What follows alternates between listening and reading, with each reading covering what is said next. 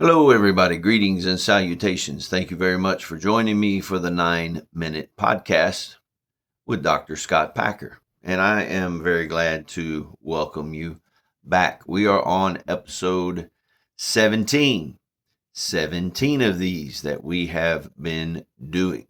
Reminding you of all the uploads that take place every week. So every Tuesday and Thursday, I upload the 3-minute short videos.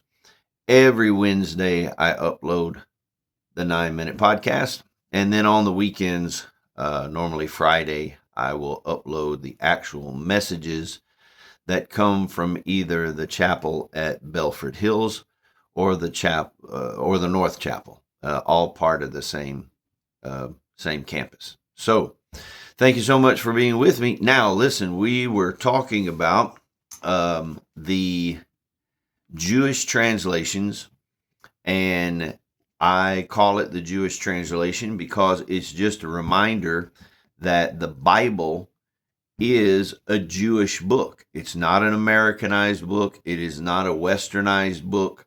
And that's why I try to do my best to continue when I'm teaching and preaching and talking to help people understand that it's a Jewish book. You have to understand the Middle Eastern mindset of what's going on. So we talked a little bit last time in episode 16 about this, the 1611 King James Version, and a little bit about what the scripture's written in. So the Old Testament is written in Aramaic. It's also written in Hebrew.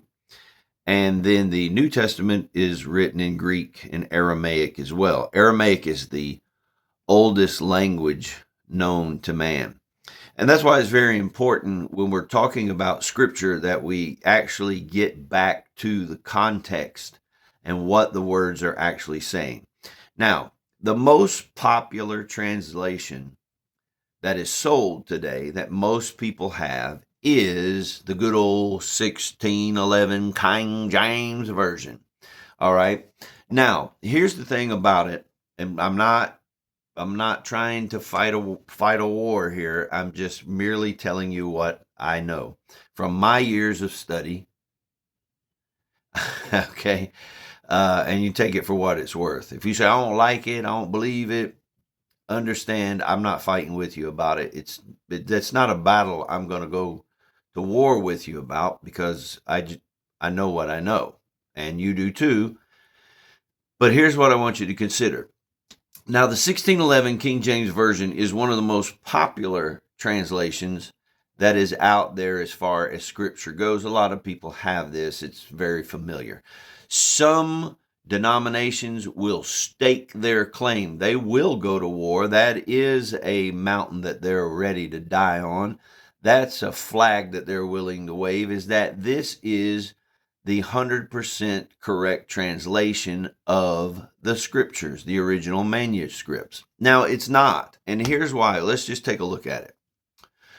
The 1611 King James Version says thou, thee, and talks, it is 1600 Elizabethan English.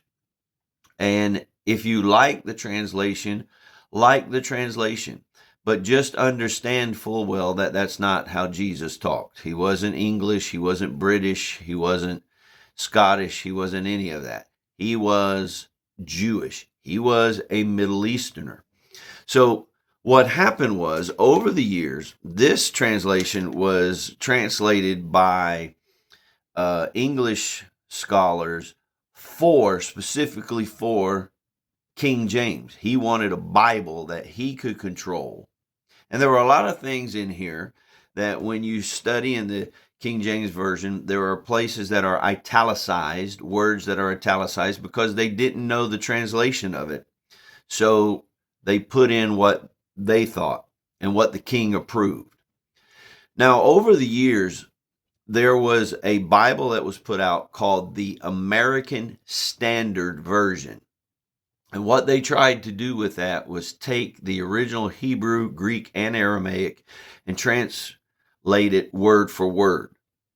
The problem was it was very, very hard to read and very, very hard to understand, because when you're trying to take a Aramaic language and a Greek language and then translate it word for word, the sentence structure is not the same.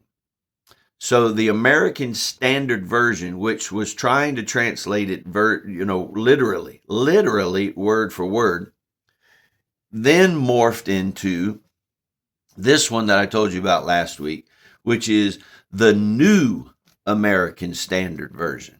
And this one, you can see I've worn this one out. I got it held together with duct tape, as I told you last time.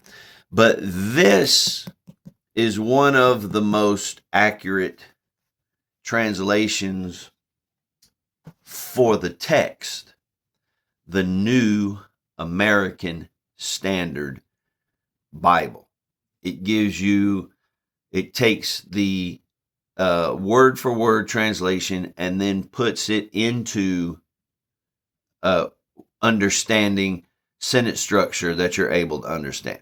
Now, I don't want to leave episode 17 without telling you about this, and this is worth an investment.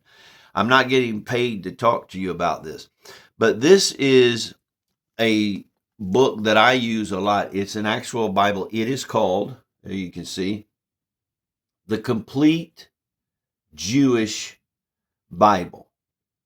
The Complete Jewish Bible. Now listen, it follows the Hebrew Bible. It makes no separation between Old and New Testament. It miscorrects translations and mistranslations in the New Testament, resulting in anti-Jewish theological bias. That's important because this is what Jesus was. He was a complete Jew. He was a whole Jew. And we must never forget that. And so this is actually a really, really great translation to look at and to use for study.